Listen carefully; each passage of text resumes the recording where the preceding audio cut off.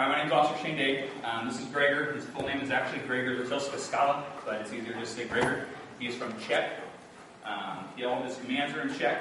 He's 3 years old. We attended a post-certified class together for a month.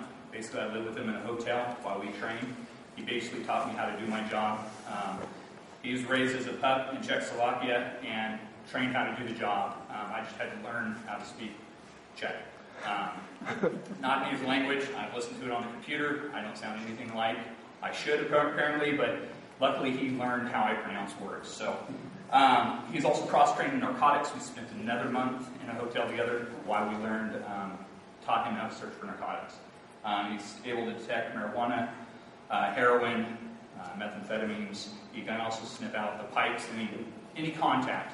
His nose is sensitive enough to pick up a small leaf of marijuana is to him like a huge bush of marijuana. So when people have it in their car and they just have what they call shake, he can sniff that out, and they're just kind of amazed. But their noses are that sensitive.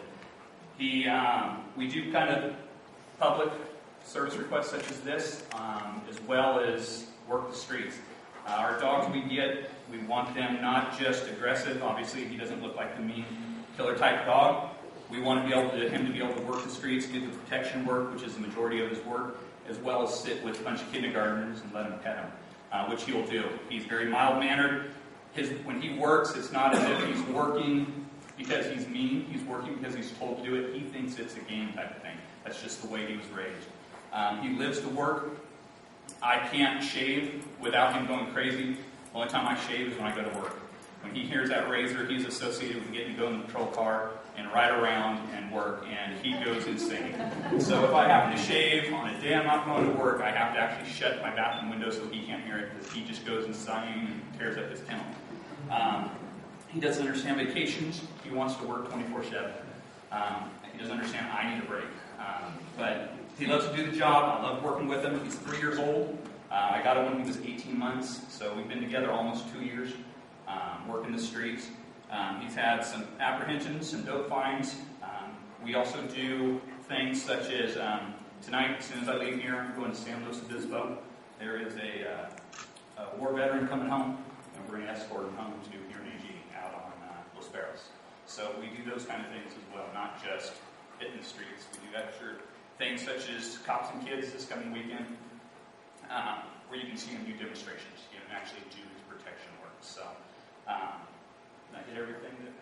I think so, and I think that's one important thing we'll leave you with is this Saturday Cops and Kids Field Day for the Soto Sports Complex in AG, sponsored by the Footprinters Group, and you'll get to see these dogs work actually out there. The joke was, are we going to do a demonstration or something at the school board meeting tonight? And we thought that might not be the best idea for a lot of reasons. The dogs need a little space to work, and so we invite you out to Cops and Kids Field Day. See, when you guys do a narcotics visit at the high school, can you explain how that works, how long it takes, and how that whole thing kind of plays out? Yes. We do the narcotics search at the high school. We don't say when we're going to do it or where we're going to do it.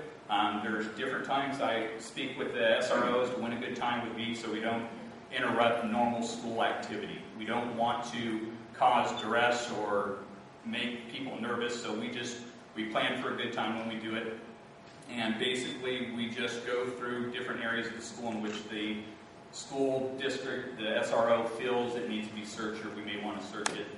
We've done it once in the last year, and we were successful with about 3 or 4 different fines within the parking lot. And we have one set up. We're going to set up one somewhere in the next few weeks. I'm not going to say when. That would just ruin the idea of having a canine search. So we do that as well. And there's 2 of us, there's 2 dogs, so we can switch on and off, so it's not always the same handler. There's a couple of us.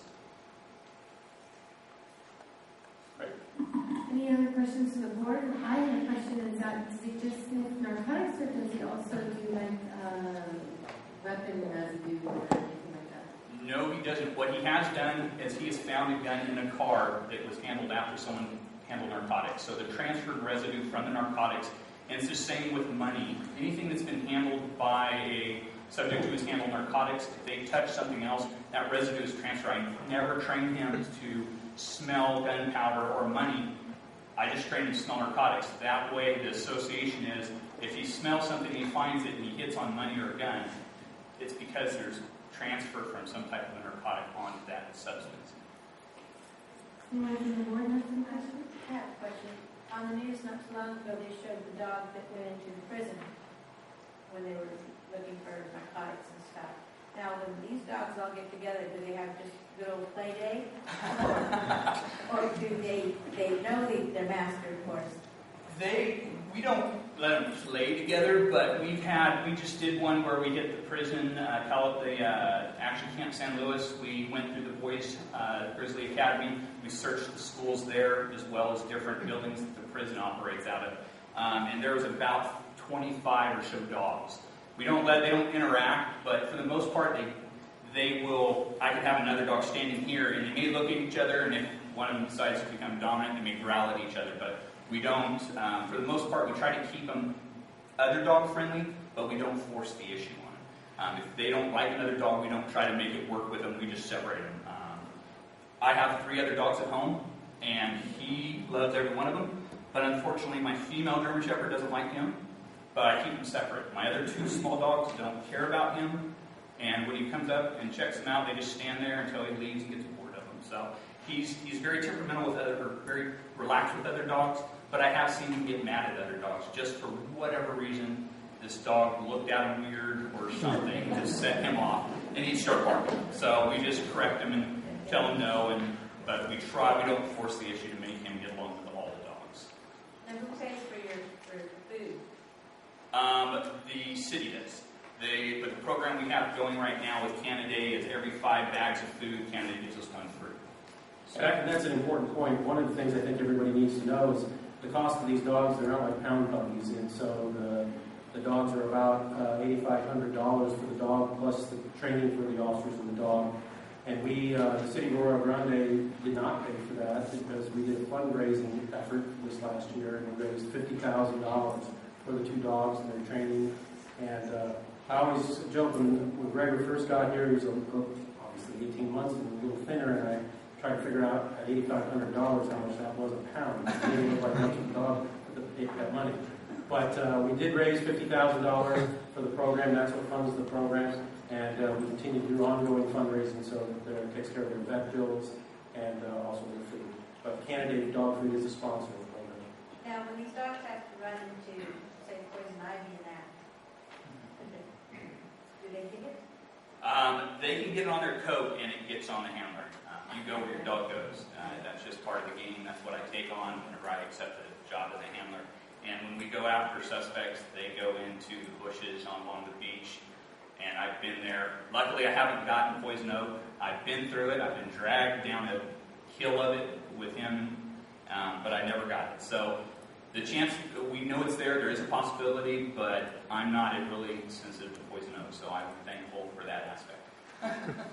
But yeah. Any other questions? Mr. Huff? I was curious. So you mentioned you've been at Arroyo Grande High School once in the past year. What other schools and how often?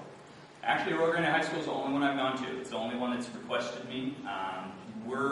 Because there's not a lot of dogs in the area, we're available for any school or any agency to contact us for assistance. And we've made that known to them. And whenever they want to ask us for help, we're here and we're ready to do it. Pismo's since got a dog. Morro Bay's getting a dog, and San Luis Obispo's getting a couple. So there's going to be a lot of dogs, but right now, Gregor is ready to go, and we put out we help other agencies on other things like calls for service. When they have suspects running from them, we get called out to assist the Sheriff's Department and other agencies as well for that. But as far as school searching, we haven't done anything other than the high school.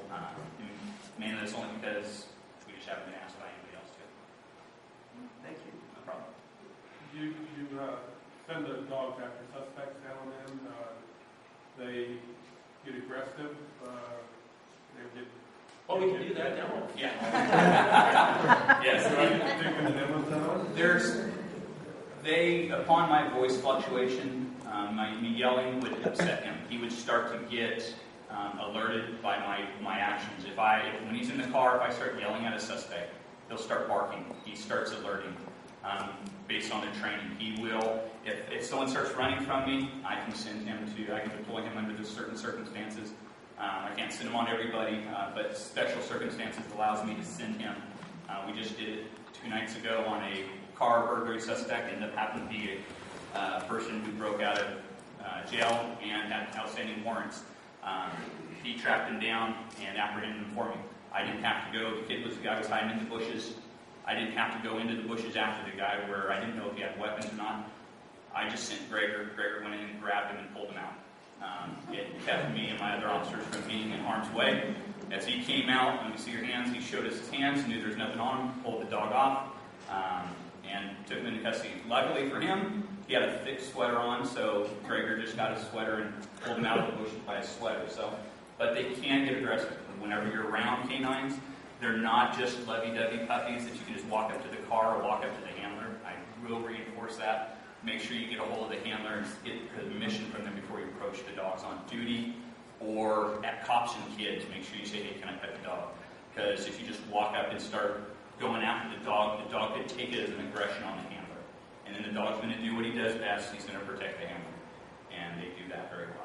I'll add something to that as well. I had an opportunity this past summer to work graveyard shifts with Officer Dave and his partner. And it was the first time I had worked with the canine during a graveyard shift. And so officers who are backing him up in either a high-risk situation or in a searching technique, they have a primary role, and that is to stick directly with Officer Dave. I mean, you don't hear from him at all because the dog, oftentimes in the excitement of what he's doing, sometimes doesn't differentiate you between the suspect. And it kind of takes a lot of courage for you as his partner to be hand in hand with him, because one thing that Officer Dave didn't mention when he does his searches is his primary role is the dog. It's not to have his firearm out. It's not to be searching for suspects. He's watching his dog. That's our responsibility. We're his eyes and we're his firepower, so to speak. And so it's an interesting role from him being his partner and going into a high-risk situation. In fact, kind of a funny story, one of our sergeants is not a big dog lover, and so he's supposed to be looking at specific things, but he's looking at Shane's dog more than anything else. And we kind of make fun of him a lot because he's not paying attention. He can't focus. He can't take his eyes off the dog. He's just a very...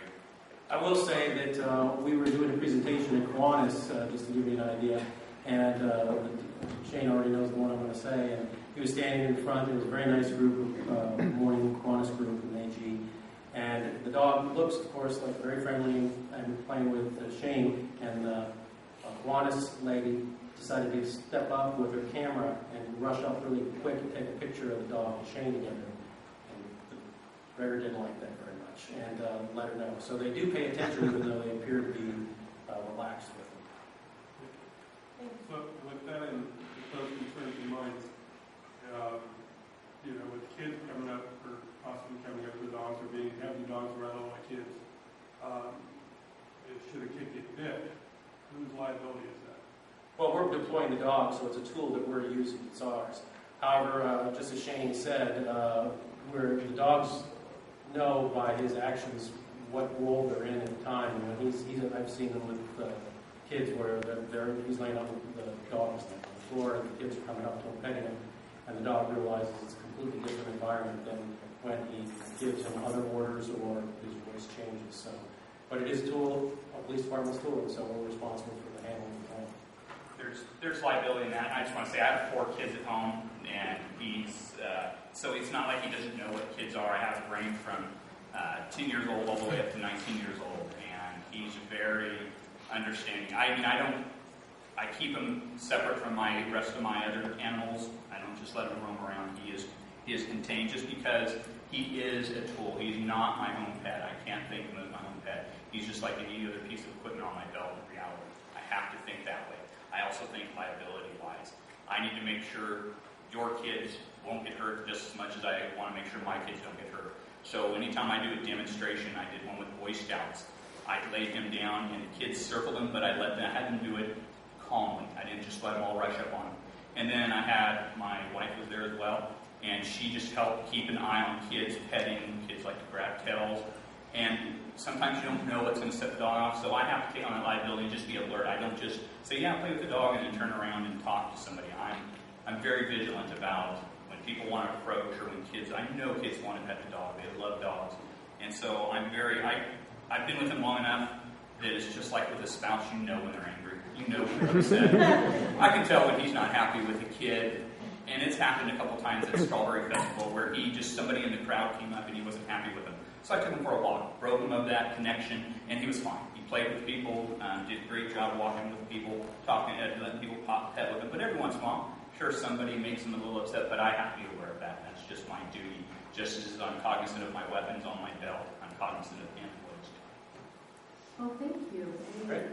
Thank you very much. And, Thank you very much. Thanks for having us here. We'll be having you visit our Thank you. schools. Thank you.